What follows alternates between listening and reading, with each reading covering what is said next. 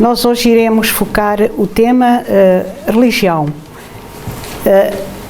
a que resolvi dar o nome de uma questão de religião, porque de facto, muitas vezes o facto de religião, não religião, se pode tornar motivo de conversa e, portanto, de questionamento. E também porque a ideia que me surgiu, baseado numa série que costumo ver, desde que ela passa nos canais que lá tenho em casa, e de que gosto, que é exatamente o Father Brown. O Padre Brown é uma figura carismática muito interessante, que orienta uma paróquia e que se interessa de uma forma geral pelos problemas de todos aqueles que o rodeiam, tendo também, digamos que a sua costelinha de Sherlock Holmes, de detetive, para ajudar aqueles que estão em dificuldades. Para quem conhece a série ou para quem não conhece, o Father Brown é rodeado por um grupo de pessoas, entre elas esta senhora muito curiosa, que de algum modo vai assessorando nos trabalhos relacionados com a paróquia, com a casa paroquial, com os trabalhos da igreja, enfim.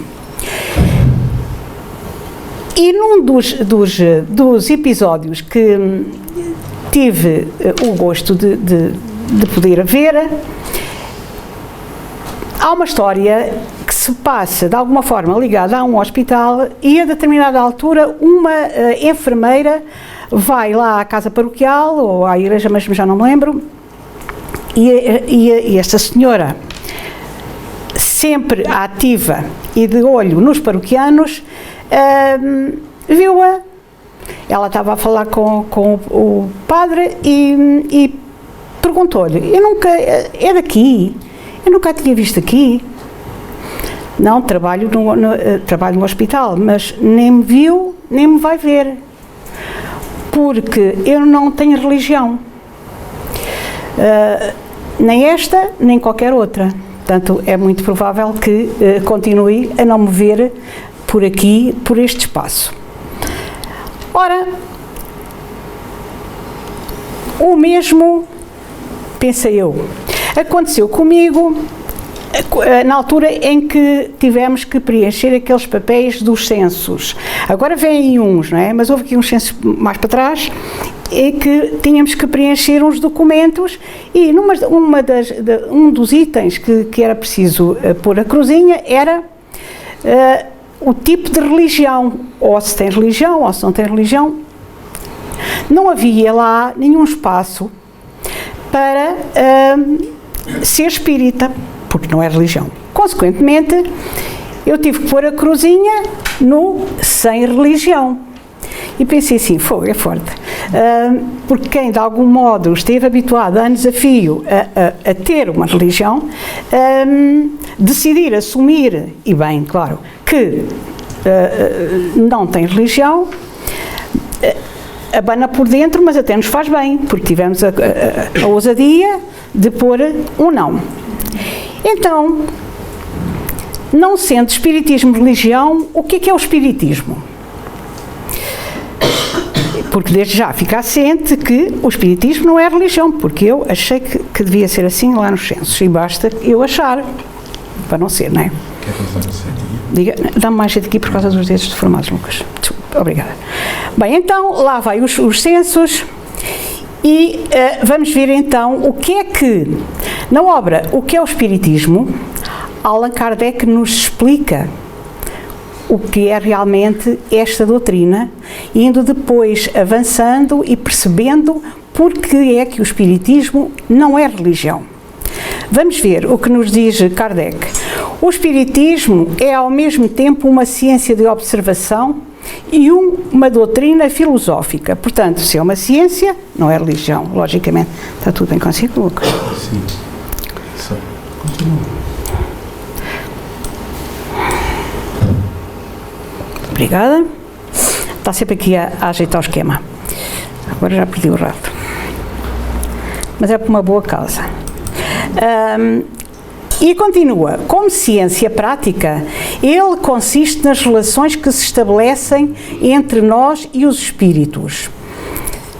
Como filosofia, compreende todas as consequências morais que dimanam dessas mesmas relações. Ora, isto significa o quê?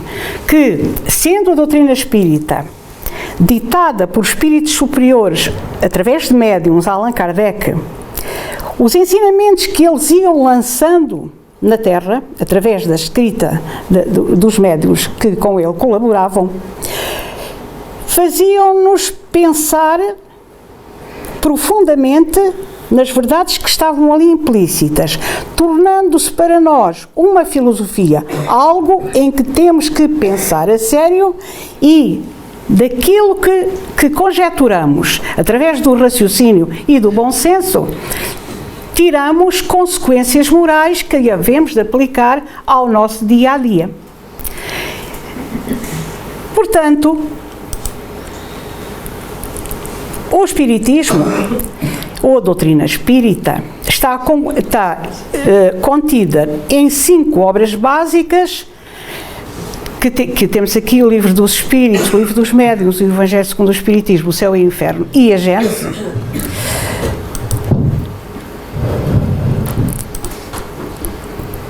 Quando perguntam a Kardec, o Espiritismo é uma religião? Ele responde sim. No sentido filosófico, é uma religião e nós nos glorificamos por isso, porque é a doutrina que funda os elos da fraternidade e da comunhão do pensamento, não sobre uma simples convenção, mas sobre bases mais sólidas, as próprias leis da natureza, isto é. Kardec considera que o Espiritismo poder-se-á encarar como religião na medida em que une pensamentos, objetivos, conhecimentos, não baseados em porque nos disseram, mas porque se baseiam num ideal vivido, estudado e compreendido. Dentro deste prisma, a palavra religião liga as pessoas. E também é verdade que o Espiritismo liga, ou devia ligar, toda a gente dentro dos mesmos sentimentos e da mesma maneira de agir. Assim, por exemplo, o termo religião pode ser empregue aos adeptos ferrenhos do Benfica. É a religião benfiquista, acima de tudo. O meu neto tem de tal maneira a religião benfiquista que não quer brinquedos que não sejam vermelhos. Ainda mais bebê ainda, quando entrava numa loja, o verde, vou para aqui, não. Era logo a primeira opção que ele punha, ali estava a religião do Benfica. Teve um bom pai. Exatamente, teve um bom pai, de facto, e tem. Pronto. Já está a ser faccioso. Já estou a ser faccioso. Já. Bem. É a minha religião. Pronto. Então temos aqui o termo religião. Se uma coisa une toda a gente num ideal comum, aquele estádio da luz, bem, é uma religião a todo tamanho. Pronto. Então, para percebermos até que ponto o termo religião é mais lato, digamos assim, do que à primeira vista nos pode parecer. Depois, continua a questão.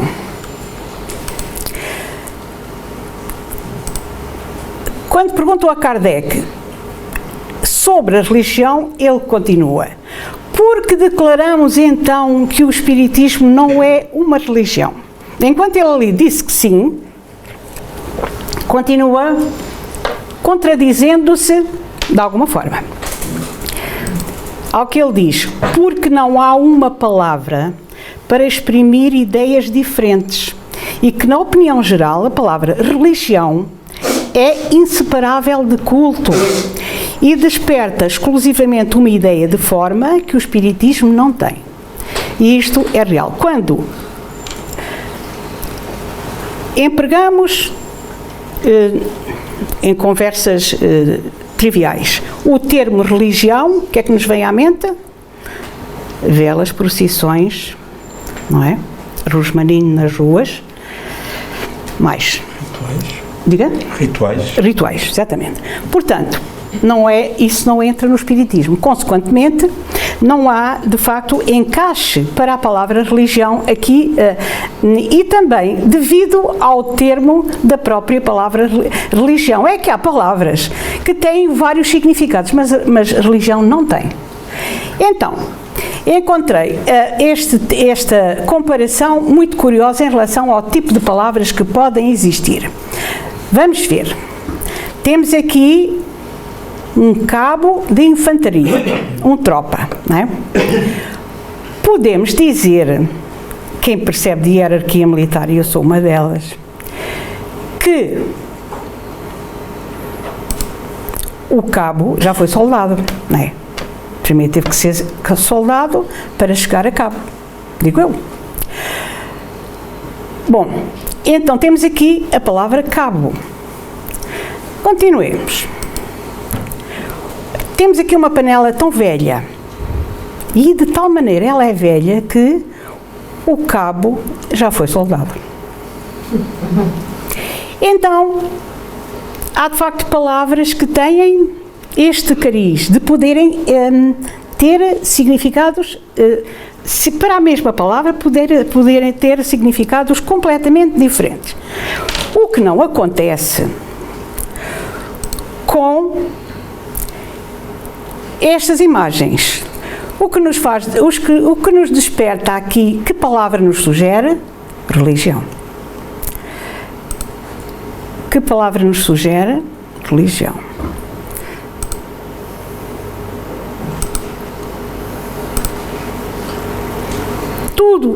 Todas estas imagens nos sugerem religião.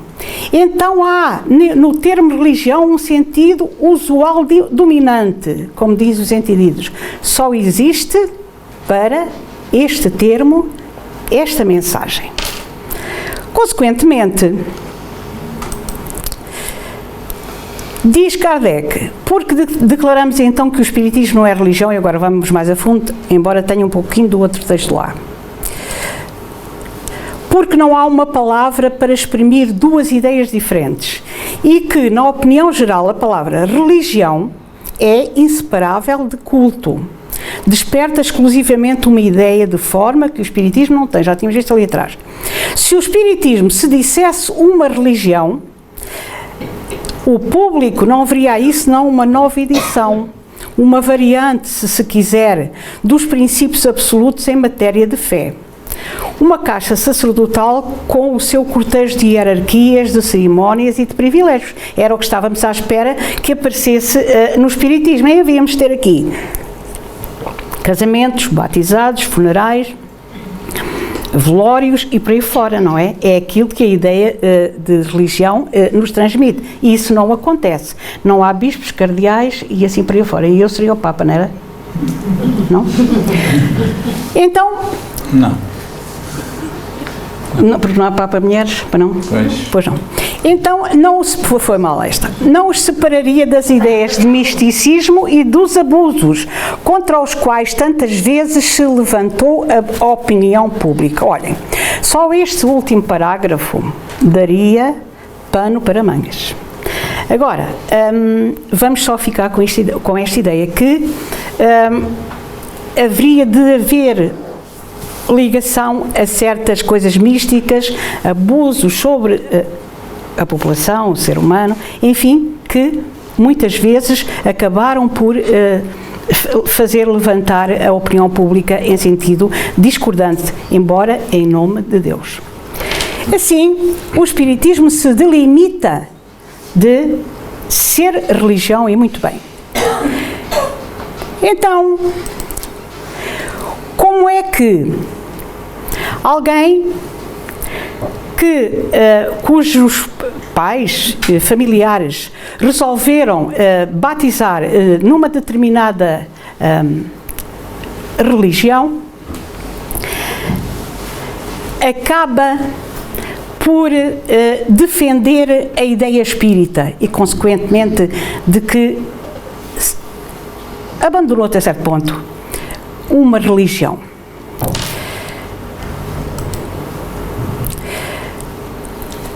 Os nossos pais ensinaram-nos um determinado caminho.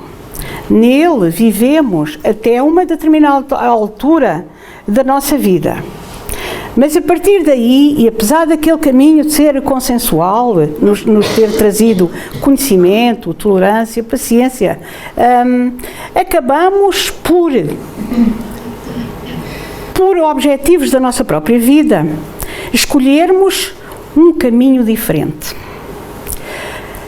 O que não quer dizer que tenhamos abandonado aquilo que nos deram como base da nossa educação religiosa, note-se.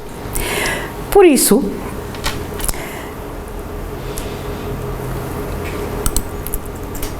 porquê o Espiritismo? Porquê? Porque é que entre tantas opções, mesmo que alguma coisa na religião em que nascemos nos tenha desagradado ou não nos tenha completado, ou nos tenha respondido, enfim, porquê escolher o Espiritismo? E é aqui que está, de facto, a base do nosso trabalho desta noite. Porque a determinada altura da nossa vida, e quem não concordar assim, quem não concordar diga, chegámos à conclusão que alguma coisa havia de vazio dentro do nosso coração, que a nossa alma não se encontrava totalmente preenchida sobre os questionamentos que se lhe punham no dia-a-dia e que, ainda de uma forma mais objetiva, em determinada situação nos vimos sozinhos no mundo, sem que a nossa religião nos desse resposta para aquela situação que se estava a passar connosco e nos sentimos isolados e diferentes do resto da humanidade. Então, o Espiritismo explica-nos de onde vimos, de onde é que nós vimos. Vimos de outras existências, somos fruto de mais uma neste momento e caminhamos para a felicidade eterna através do conhecimento e do nosso próprio esforço. Depois, para onde é que nós vamos? Iremos caminhar um sentido único para cada um de nós, com objetivos traçados por cada um de nós, para, a pouco e pouco, através das várias tribulações da vida, que não têm que ser necessariamente castigos de Deus, porque Deus não castiga, mas através das experiências, daquilo que vamos sedimentando na nossa alma, iremos indo para mundos mais felizes. É para aí que nós vamos. Em cada dia que aproveitemos melhor a hora que passa, estamos-nos a aproximar um pouquinho de um mundo onde a felicidade é mais intensa. Por isso a importância do tempo na nossa vida. Termos a noção de que cada hora que passa ela não vai voltar nunca mais. E aquilo que nós não fizemos naquela hora e podíamos ter feito, nunca mais teremos a oportunidade de o fazer, porque a hora já passou. O amanhecer e o escurecer são bênçãos que Deus nos põe à frente para podermos aproveitar as horas do dia em nosso próprio benefício. E eles não voltam e o calendário avança. Depois, ainda do motivo por que estou aqui. Não estou na Terra unicamente para aprender, mas estou também para refletir aquilo que eu já sei em benefício dos outros, ajudando o próprio planeta a ser cada vez um planeta mais feliz. Mais concentrado nas coisas de Deus, mais harmónico. Então eu estou aqui não para me ajudar a mim na minha evolução, mas também para ajudar o planeta Terra a evoluir, para ser um mundo mais feliz. Consequentemente, Aprendemos no Espiritismo que há algo de muito importante que transcende qualquer religião ou sem religião, que são o valor da prece. Em qualquer lado, a prece é o lançar no espaço, em direção ao infinito, um agradecimento a Deus pelo dom da vida. Um louvor por tudo aquilo que nos rodeia e que somos capazes de observar, de entender, de algum modo nos sentirmos tocados pela simplicidade da natureza. Também um ato de pedir, por que não? Porque se nós pedirmos com fé, alguma coisa há de vir que nos vai ajudar a ultrapassar dificuldades porque estamos a passar e por isso pedimos. Por que não pedir? Agora, não vamos é pedir coisas que não fazem qualquer sentido para a nossa própria evolução. Aqui há tempo dizia alguém aí, eu nunca pedi nada a Deus. Foi aqui nesta plateia. E aquilo que pedi, Ele não me deu. Fogo. Nunca pediu nada. Notável. Mas Deus deu mesmo sem pedir. Não é? Deu-lhe o dom da vida, o dom do pensamento, a faculdade de andar, de ver, de ouvir. Deu, sim senhora. Nem foi preciso pedir. Vamos lá pôr as coisas noutra balança. Agora, se nós formos pedir, como aqui o meu companheiro da direita costuma pedir o euro ou milhões, isso aí já complica, não é? Bom, então, a prece é de facto algo que nos movimenta, o sentimento íntimo na direção do Criador e faz de nós gente mais sensível, mais justa, mais capaz de perceber aquilo que se passa à nossa volta e dar valor àquilo que temos, porque isso não dá valor. Parece que às vezes temos que ir ao oftalmologista, não é? Bom, ainda, e agora que falámos e que tocámos no termo fé, há pessoas que, não tendo qualquer religião, utilizam esta expressão muito curiosa. Ora, eu cá tenho a minha fé. Isto é real? Será que as pessoas, de algum modo, sentem no seu íntimo uma ligação com o universo, com algo de mais profundo que os apoie, os compreende e onde podem de pôr a sua confiança? Existe, é verdade. Porquê? Porque eu sou um ser espiritual e tenho no meu íntimo o sentimento de Deus, de algo que está acima de nós e para onde, quase automaticamente, lanço o meu pensamento, a minha ideia, o meu sentimento, quando sinto que preciso de auxílio. E esse, portanto, é a tal fé. Alguém que não se identificou com esta ou com aquela religião, mas que a fé, a vontade de melhorar, a vontade de se sentir melhor com si próprio, de entender alguma coisa, existe. Por isso, vamos ver o que nos diz a Wikipédia quanto ao termo fé. A fé vem do latim fide, é a adesão de forma incondicional a uma hipótese que a pessoa passa a considerar como sendo uma verdade. Assim, por exemplo, eu tenho fé que para o Natal vai chover. Tenho fé que vai chover. Mas porquê? Não sei. É incondicional. Pronto, é assim.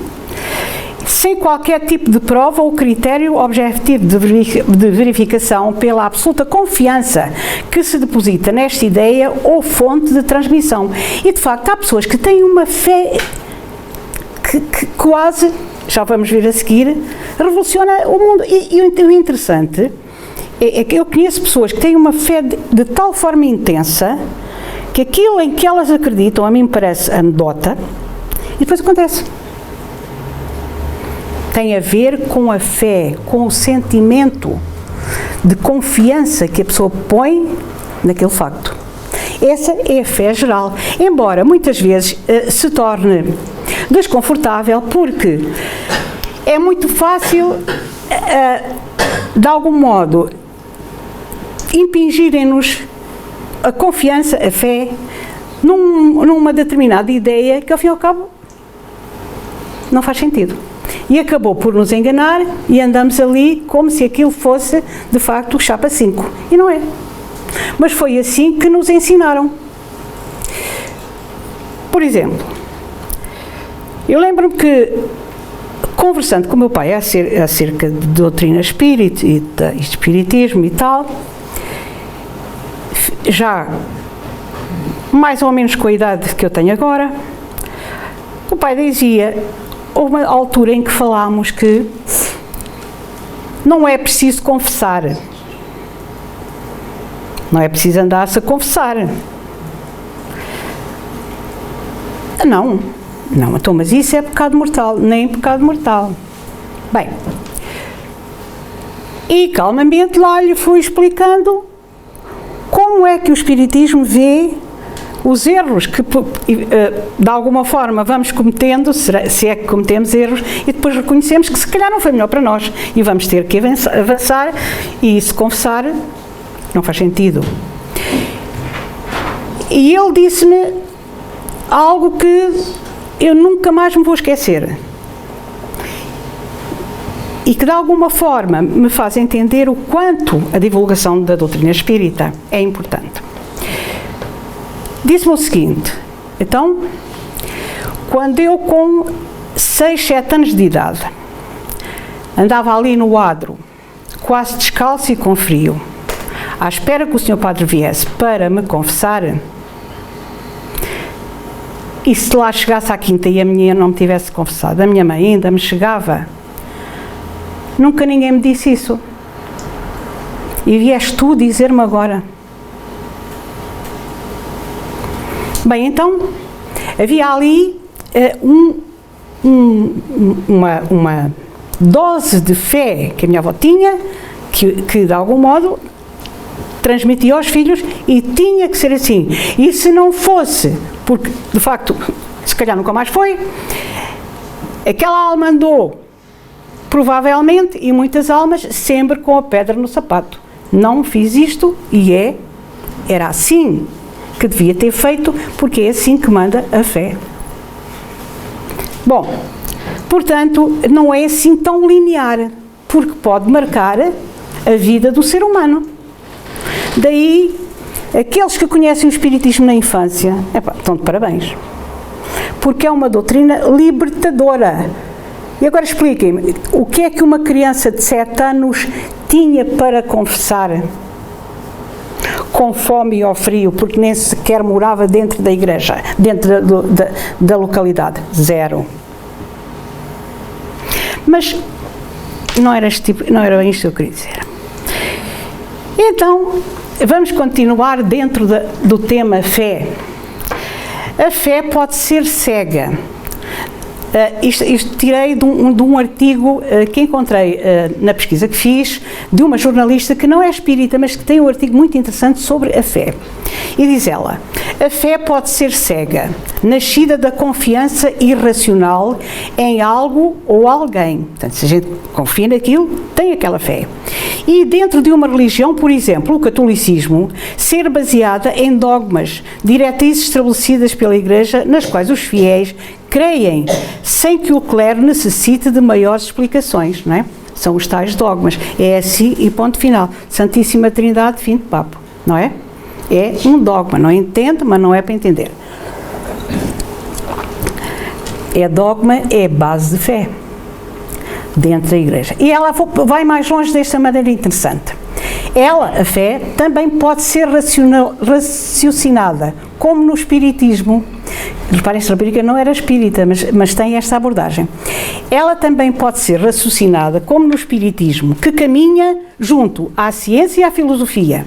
Portanto, segundo esta doutrina, razão e sentimento devem se unir para construir uma crença nascida do conhecimento, uma vez que a fé não surge por um milagre do interior do homem, mas é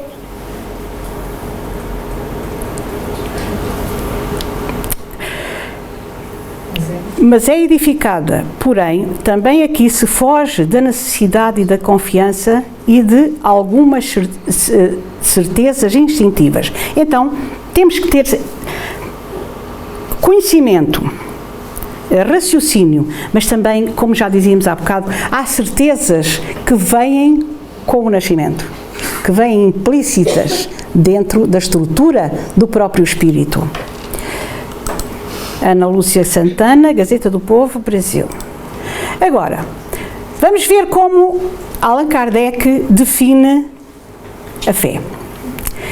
Diz Kardec, a fé é verdadeira e sempre calma. Quer dizer, não faz das pessoas gente exuberante, exaltada, não. A fé é calma.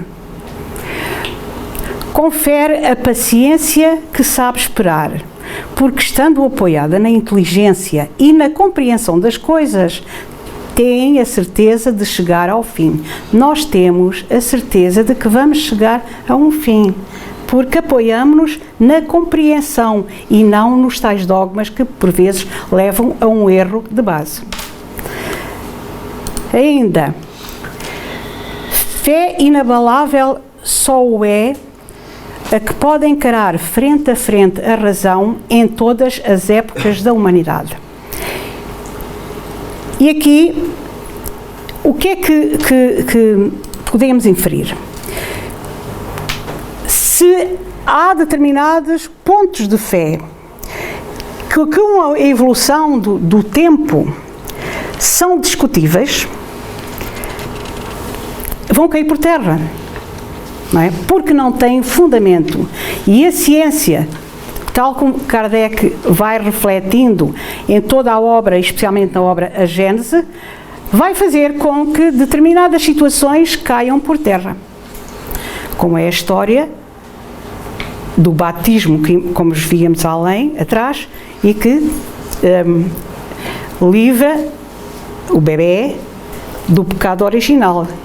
Temos que ir a correr, batizar, senão não vai para o céu. Vai para o limbo, não era? Agora já não há limbo, ainda não sei, temos que ver no GPS para onde é que vai criança que não é batizada, porque o limbo já foi banido. Bom, então isto só para darmos uma ideia de que se as coisas não tiverem fundamento científico, correm o risco de ser desativadas.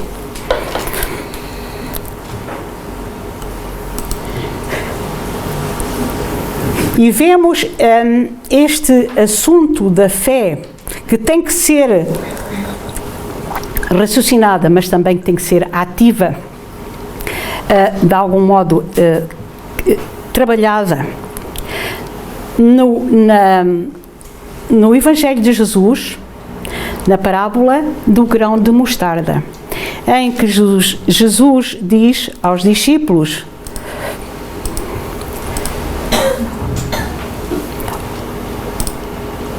ó geração incrédula e perversa, até quando hei de estar convosco?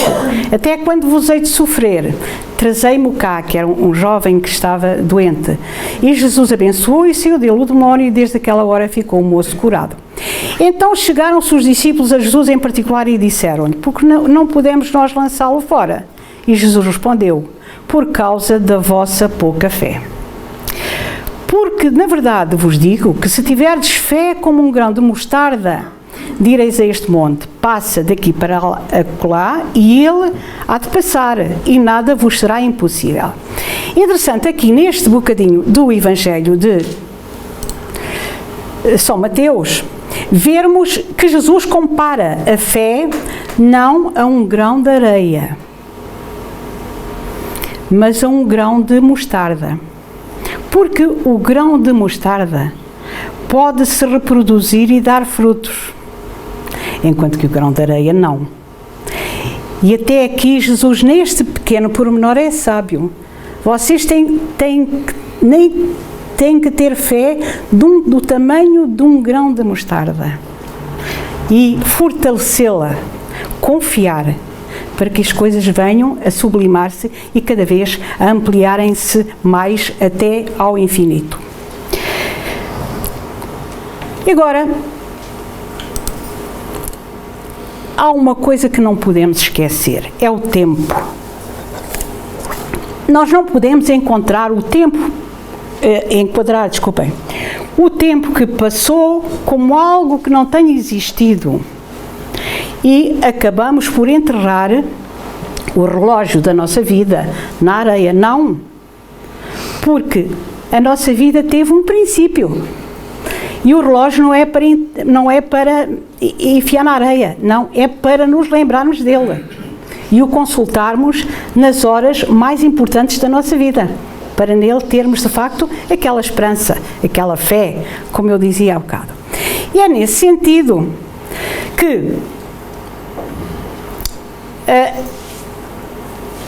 é de bom senso que nós entendamos que aqueles nossos antepassados que foram ficando para trás na nossa vida e que ao longo do tempo nos foram separados da nossa convivência pela própria desencarnação, nos deixaram conhecimentos que são fundamentais para a nossa estrutura sentimental e íntima, que faz de nós seres absolutamente diferentes e mais ou menos capazes de entender os tempos que vão correndo. E é por isso que eu vos vou contar que em casa dos meus pais, quando há pouco tempo andámos à procura a separar fotografias, encontramos estas duas preciosidades. Aqui se percebe que vai haver festa, não é? E aqui se percebe que há uma imagem que lá na aldeia é venerada. É, digamos que um ponto de convergência da fé daquelas pessoas. Porque muitos de nós ainda precisam de algo de material para melhor fluir a sua confiança, a sua fé para aquele espaço.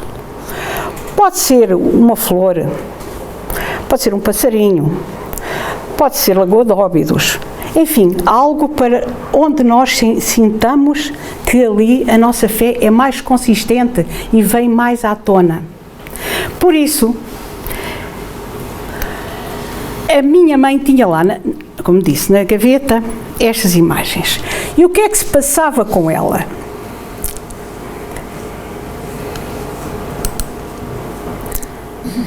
Vejam, isto é uma capela que fica num ermo, no termo da freguesia. Todos os anos há ali uma festa, uma romaria, em que as pessoas levam, é longe, já disse, para aí 3, 4 km de aldeia. Só se ali vai uma vez por ano. Ali as pessoas convivem, almoçam lá, têm um concerto da banda, vêm de outros povos vizinhos que já não se veem há muito tempo e congregam naquele lugar todos os seus melhores sentimentos.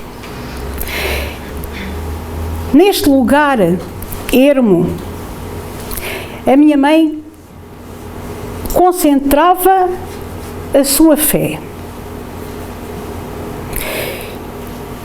E ela, quando todos os anos, ela lá ia à festa, encontrava as amigas, aquilo realmente é um encanto, até porque o local é muito aprazível, é um vale, convém ter aqui uma fonte e de facto é fantástico como natureza. Tem muita tília, muita sombra e por ali se fica até à noite. Ora bem, todas as vezes que nós lá íamos visitá-la ao lar, durante o tempo em que ela esteve no lar, quando vinha a primavera, ela está-se a chegar o tempo da Senhora de Valverde. Olhem que eu quero ir à festa. E nós, passava mais um ano, ela, está-se a chegar o tempo da Senhora de Valverde. Olhem que eu quero ir à festa. Até que um dia, mas era impossível, porque ela praticamente já não andava e tal. E até que um dia eu perguntei-lhe: oh mãe, eu já me chatei essa conversa da senhora de Valverde, mas explique-me lá porque é que tem tanta vontade de lá ir. E agora já vos vou explicar como é que Allan Kardec explica esta situação. Ela disse: porque quando a gente lá chega, as dores, passa tudo. Então, mas que dores que é que passam? Então, as dores das costas, das pernas, da cabeça, dos joelhos. Mas isso é muito bom, tem que lá ir. Oh, mãe, mas aquilo é uma chatice, porque a capela está fechada, só temos que ir a ver de quem lá tem a chave. E ela disse: não, não é preciso, basta chegar ao recinto, ou seja, ao largo que está junto da capela. E a gente diz assim, coisas de idoso. Não. Allan Kardec explica isto no Lei dos Fluidos. Ali naquele lugar que talvez tenha centenas e centenas de anos, para ali convergiu a fé de muita gente. E aquele lugar tem um encanto especial, ali a gente sente-se bem. E Kardec explica-nos isto. Há lugares, isto está na Gênese, há lugares em que nos sentimos lindamente. Porquê? Porque todas as pessoas pensam da mesma forma. Há consonância de ideal e de sentimento. Há lugares em que é de tal maneira abaralhada, fluídica, que temos que sair dali porque nos sentimos mal. Então o que é que se passa, ou o que é que se passava na ideia dela? Porque ela, com o seu sentimento, amplia esta situação. Até a nível físico, há determinadas modificações celulares que fazem com que esta situação se dê e a pessoa se sinta aliviada. Então era isto que se passava com ela. E de facto, aquilo que nós pensamos, é anedota, se calhar não é, é sim senhora. E o modo como ela explicou aquilo é, com 80 e muitos anos, quase 90, é notório. Não é preciso abrir a porta da capela. Basta chegar ao recinto, porque ali convergem a fé, o sentimento, a confiança num bem maior. E se houve alguém na vida que teve motivos para atirar para aquele espaço a sua confiança e a sua fé, foi ela. Então que nos fique esta ideia, que temos que aprender com aqueles que vieram atrás de nós, os símbolos desta vida, é encaixar na nossa os conhecimentos que o Espiritismo nos trouxe. E assim vamos ser mais felizes. Perguntar-me-ão, então, e tu, vais lá à festa? Claro. Tu ficava em casa? Nem pensar. Bom, e quando não vou fico triste, não é? Porque é um espaço em que encontro tanta gente que me quer bem. Bom. Ela vai lá mais pela comida, não é? Também. Eu tive a pôr aqui o piquenique, mas depois também era chato roupas. Mas se quiser, eu mando. Vai lá mais pelo choricinho. Claro, claro. Então, isso é... Vai ficar com coisas. Bem...